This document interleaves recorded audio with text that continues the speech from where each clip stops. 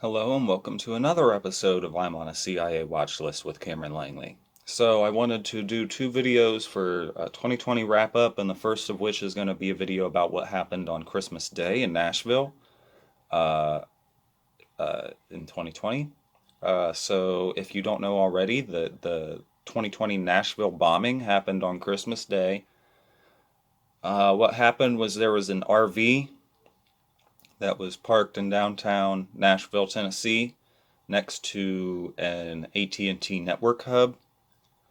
What happened was this RV had parked there at one point in the night. It played a audio recording of gunshots going off, and then when that was done and people were woke up in their sleep, there was loudspeakers on the RV that had also played a message that was basically saying there was 15 minutes until this bomb goes off. This car is going to self-destruct. You're going to have to need to leave the area. So it was a message telling people to evacuate. It was, and then as it got down to the countdown and it got down to the last couple seconds, played a little bit of the song Downtown before it blew up. It was a suicide bomber.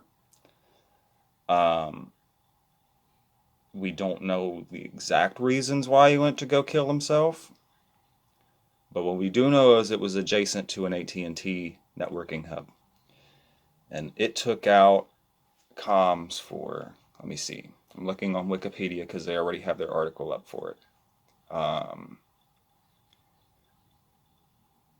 It doesn't say how far out it was affected, but I think I remember at the time they said something over 100 miles. What I do know is I was trying to get a hold of my grandmother in southern Kentucky because I had talked to her in a long time, and I don't, want to miss the chance to talk to her before she passes. And I wasn't able to get through to her at the time. And my father had told me that it was because of the Tennessee bombing had took out the comms in that area. He couldn't even really get through. Um, it was a Trump supporter that blew himself up. The name of the man was Anthony Quinn Warner. He was a 63-year-old Nashville resident, and he acted alone. Um, so why is this important? Because it was a comms attack. You don't blow yourself up coincidentally next to an AT&T networking hub and take out comms for miles and miles and miles. Um, I I feel that it was deliberate. Now, FBI hasn't said that. Um, there's not been a whole lot of evidence of that, but I think when you look at it in a common sense way, you realize that it was a deliberate attack meant to take out comms for a significant area. And if you think about how big of a city Nashville is, that was an impressive act. But it's also very scary. And what the danger that it presents is that any right wing or extremist actors could do the same thing in other places, and now they know how easy it is to take out comms, and it could really not fare well and a civil war, civil unrest scenario. But one of the things that it also may teach us is that we need to find alternative ways to talk to each other. Walkie-talkies, signals, knowing where the people that you care about are so that you can go check on them in person.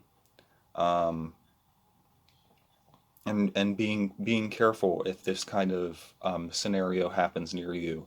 I don't have contact with a whole lot of people in Nashville. Like I said, my grandmother is the only example of somebody I know who was directly affected. Um, but this was a shock on Christmas Day. It was a serious event. The news of it kind of got drowned out by the time the coup happened in D.C., but I thought it was very serious and it should be brought up. Um, it was one of the shocking things at the end of 2020. So beware of comms attacks. That's what I think it was. Nonetheless, this probably coincides with the suicide problem.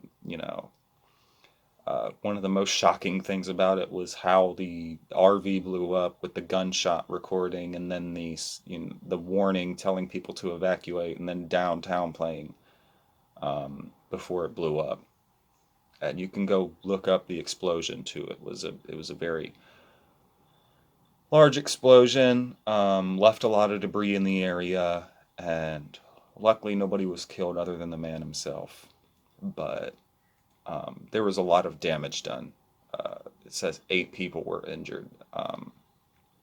So, yeah, you just got to be wary of this stuff, man, because things are getting crazy in the United States, and it's hard to say what's going to happen in the future. I don't want to give anybody alarmist sentiments or make anybody afraid of anybody, but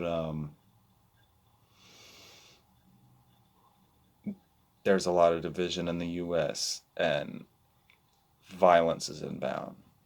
So take care, over yourself and others.